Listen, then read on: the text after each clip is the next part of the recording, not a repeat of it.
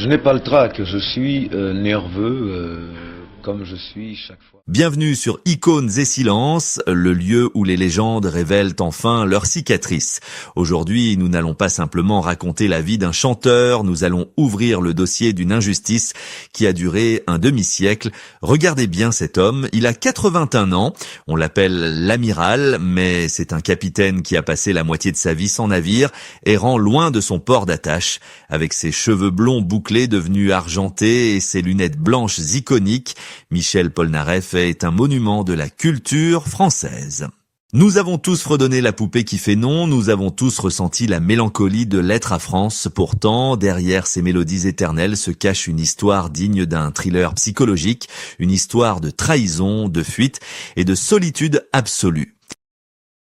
Imaginez un instant que vous vous réveillez un matin au sommet de votre gloire pour découvrir que votre vie entière a été effacée, votre compte en banque est vide, votre ami le plus proche a disparu avec votre fortune et votre propre pays vous considère comme un criminel.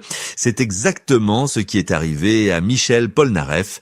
Mais aujourd'hui, à l'aube de ses 81 ans, l'icône a décidé de ne plus se taire. Il brise le silence pour pointer du doigt ceux qui ont transformé son existence en un exil permanent. Il ne s'agit pas seulement d'argent ou de politique, il s'agit de 3 blessures profondes, infligées par 3 coupables précis que l'histoire a longtemps protégés. Le premier l'a brisé psychologiquement quand il était enfant, le deuxième l'a dépouillé matériellement quand il était au sommet, et le troisième, c'est ce silence complice qui l'a laissé seul face à son destin. Michel Polnareff a dit un jour qu'il pardonne, mais qu'il n'oublie jamais. Alors, qui sont ces fantômes qui l'ont poussé à fuir la France en pleine nuit comme un fugitif pour se réfugier dans l'anonymat de la Californie? La réponse est plus cruelle que vous ne le pensez. Mais avant de vous raconter la nuit fatidique où il a tout perdu face à l'homme en qui il avait une confiance aveugle, nous devons retourner là où le cauchemar a véritablement commencé, car la première prison de Michel Polnareff ne fut pas l'exil américain, mais le salon de son propre père, juste devant un piano noir et terrifiant. Tout commence dans un appartement parisien où la musique n'est pas une joie, mais une discipline militaire. Le père de Michel n'est pas n'importe qui, c'est Léopold, le compositeur génial qui a écrit pour Édith Piaf. Mais à la maison, le génie se transforme en tyran domestique. Pour le jeune Michel, le piano n'est pas un instrument d'expression, c'est un instrument de torture. Dès l'âge de 4 ans, il est soumis à un dressage implacable où chaque fausse note est sanctionnée, non pas par une simple correction, mais par des mots qui blessent plus fort que des coups. Son père voulait en faire un virtuose classique, une extension de sa propre ambition, et il ne tolérait aucune déviation. C'est dans cette atmosphère étouffante que Michel a appris à jouer, non pas par amour, mais par peur. Cette peur, il a fallu la cacher. C'est ici que réside le secret de son look légendaire. Ces grosses lunettes blanches au vert fumé, qui sont devenues sa signature mondiale, n'étaient pas à l'origine un caprice de star ou un accessoire de mode pour se donner un genre. Bien, elles étaient un bouclier, une barrière physique dressée entre lui et le monde extérieur, et surtout entre lui et le regard critique de son père. Michel disait vouloir protéger ses yeux fragiles, mais il voulait surtout masquer la tristesse et la terreur d'un enfant qui ne s'est jamais senti à la hauteur. Lorsqu'il a enfin osé se rebeller en embrassant la musique pop, lorsqu'il a sorti la poupée qui fait non et que la France entière l'a acclamé comme un prodige, il espérait peut-être un mot de fierté. Mais le verdict paternel fut sans appel et d'une cruauté glaciale. Au lieu de félicitations, il a reçu le mépris. Son père considérait sa musique comme du bruit, une honte pour leur nom. Michel a alors quitté le domicile familial, pensant se libérer de cette emprise toxique en dormant parfois dans la rue, sur les marches du Sacré-Cœur, avec sa guitare pour seule compagne. Il pensait que le pire était derrière lui, qu'il avait échappé au seul homme capable de le détruire. Il avait tort, car en cherchant désespérément une nouvelle famille, en cherchant quelqu'un qui croirait en lui sans le juger, il a ouvert sa porte et son cœur à un homme qui allait se révéler bien plus dangereux que son père. Michel cherchait un frère, un protecteur, un gestionnaire pour s'occuper de sa fortune grandissante pendant qu'il se concentrait sur son art. Il a rencontré Bernard Senault, c'était l'homme de confiance, celui à qui on donne les clés de sa maison et de sa vie les yeux fermés. Michel ne savait pas encore qu'en signant ce pacte d'amitié, il signait l'arrêt de mort de sa carrière en France. Les coups de règle de son père faisaient mal aux doigts, mais la trahison qui se préparait dans l'ombre allait lui briser l'âme. Au début des années 70, Michel Polnareff est au sommet du monde. Il enchaîne les tubes, les tournées et les apparitions télévisées, devenant l'enfant chéri de la pop française.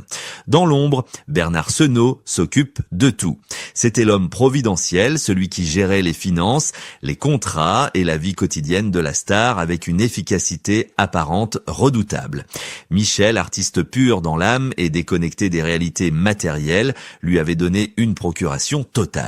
Il signait des chèques en blanc, persuadé que son ami veillait sur son avenir comme un gardien fidèle.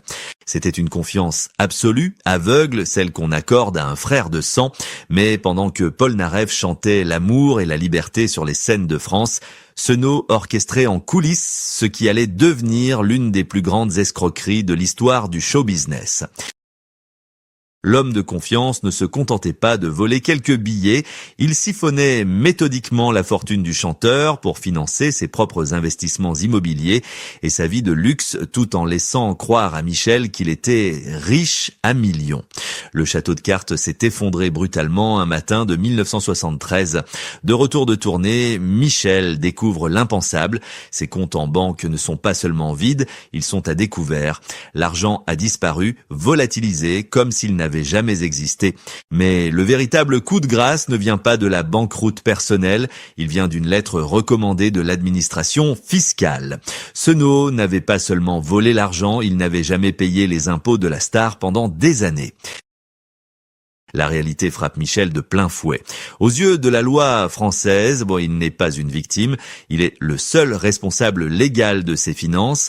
Il se retrouve soudainement redevable d'une somme colossale équivalente à plusieurs millions d'euros d'aujourd'hui, une dette qu'il lui faudrait plusieurs vies pour rembourser en chantant. La trahison est totale et dévastatrice. L'homme qu'il considérait comme son protecteur l'avait non seulement dépouillé, mais il l'avait transformé en délinquant fiscal aux yeux de la République. Michel s'est retrouvé seul, ruiné et humilié alors que la presse, qu'il avait tant encensée, commençait à aiguiser ses couteaux, flairant le scandale du siècle. Il n'avait plus d'argent pour engager les meilleurs avocats, plus d'amis influents pour le sortir de ce guêpier et surtout plus aucun espoir de clémence immédiate. La menace de la prison pour dette devenait réelle et terrifiante. Il a compris à cet instant précis que son innocence morale ne pèserait rien face à la froideur des chiffres et des procédures administratives. Il était acculé, le dos au mur, piégé dans son propre pays. Il ne lui restait qu'une voiture de sport et une décision impossible à prendre.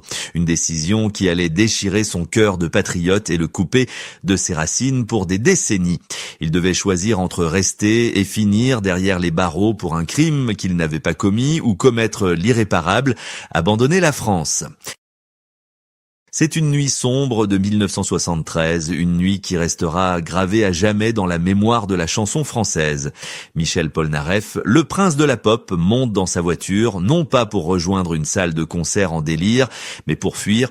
Il conduit vers la frontière, le cœur serré, laissant derrière lui ses amis, sa carrière et sa réputation en lambeaux. Il n'a pas le choix. S'il reste, c'est la prison. S'il part, c'est l'exil indéfini. Il embarque sur le paquebot France pour une traversée de l'Atlantique qui ressemble à un aller simple vers le néant. Ce départ précipité n'était pas seulement motivé par la peur des juges, mais aussi par un sentiment profond d'injustice et de rejet. Car un an avant ce désastre financier, la France lui avait déjà envoyé un message violent. Souvenez-vous de 1972, pour annoncer son concert à l'Olympia, Michel avait placardé dans tout Paris une affiche audacieuse où il montrait ses fesses nues au public. C'était de l'humour, de la provocation artistique, un clin d'œil à la liberté, mais la réaction des autorités fut impitoyable. Il fut condamné pour attentat à la pudeur et dut payer une amende exorbitante de 60 000 francs. Le public s'était divisé, certains riaient, mais beaucoup le traitaient de pervers ou de voyou. Ce procès moral l'avait déjà fragilisé. Lorsqu'il se retrouve ruiné par son manager l'année suivante, il a l'impression que le pays tout entier s'acharne sur lui.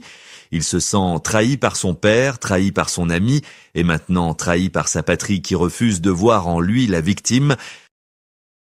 Il atterrit en Californie, la terre promise des artistes, mais pour lui, c'est une prison dorée. Il s'installe à Los Angeles, non pas comme une star conquérante, mais comme un homme blessé qui cherche à se faire oublier. Là-bas, personne ne le connaît, l'amiral n'est plus qu'un anonyme avec des lunettes bizarres qui errent dans les rues de Beverly Hills. Il vit dans des hôtels entourés de luxe mais rongés par une solitude abyssale. Pendant des années, il regarde l'océan Pacifique en pensant à Paris, se demandant s'il pourra un jour revoir la tour Eiffel sans menottes au poignet. L'Amérique lui offre la sécurité, mais elle ne lui donne pas la chaleur de son public. Chaque jour passé loin de la scène française est une torture silencieuse. On l'accuse d'avoir lâchement abandonné le navire, alors qu'on l'a poussé par-dessus bord. Mais le silence de l'exil finit par devenir assourdissant. Michel comprend qu'il ne peut pas laisser son histoire s'achever ainsi, dans l'ombre et le malentendu. Au fond de sa chambre d'hôtel, une mélodie commence à naître, une mélodie qui ne parle pas de colère, mais d'un amour désespéré pour ce pays qui l'a chassé. Il est temps de briser la glace, il est temps d'envoyer une lettre, non pas avec de l'encre, mais avec des notes de musique qui traverseront l'océan pour toucher le cœur de ceux qui l'ont jugé trop vite. C'est en 1977, dans la froideur d'un hiver new-yorkais, que le miracle se produit. Michel, rongé par le mal du pays, s'assoit au piano. Il ne cherche plus à se justifier, ni à attaquer ceux qui l'ont trahi. Il laisse simplement parler son cœur. De ses doigts naît une mélodie mélancolique, presque une prière, qu'il baptisera « Lettre à France ». Dans ce chef-d'œuvre, il n'y a pas de haine pour le fisc, pas de colère contre son manager véreux. Il n'y a que l'amour pur d'un exilé pour sa terre natale. Lorsqu'il chante « Il était une fois, toi et moi, n'oublie jamais ça », il brise enfin le silence qui l'emmurait. La France entière, bouleversée, comprend alors que l'homme qu'on a traité de voleur est en réalité un poète blessé qui demande pardon pour des fautes qu'il n'a pas commises. Mais la poésie ne suffit pas à effacer les dettes. Pour revenir, Michel doit affronter la réalité brutale. Il faudra des années de bataille juridique acharnée pour prouver la culpabilité de Bernard Senault. La justice finira par reconnaître que son manager avait bien détourné des millions et imité la signature du chanteur. Mais le fisc restera inflexible. Michel doit payer. Et il a payé. Il a remboursé chaque centime d'une dette qui n'était pas la sienne, travaillant sans relâche, acceptant l'injustice pour racheter sa liberté. C'était le prix à payer pour marcher de nouveau sur les trottoirs de Paris. Ce combat titanesque a prouvé qu'il était plus fort que le système qui avait tenté de le broyer. Le moment de la véritable victoire arrive enfin, des années plus tard, lorsque l'amiral pose de nouveau le pied sur le sol français. Ce n'est pas un retour discret, c'est un triomphe. À Bercy, devant une foule en délire, il enlève ses lunettes, non pas pour se cacher, mais pour pleurer de joie. Il a vaincu le spectre de son père en devenant une icône indétrônable. Il a vaincu la trahison de son manager en reconstruisant sa fortune par son seul talent. Et il a vaincu le rejet du public en transformant les huées d'hier en ovations d'aujourd'hui.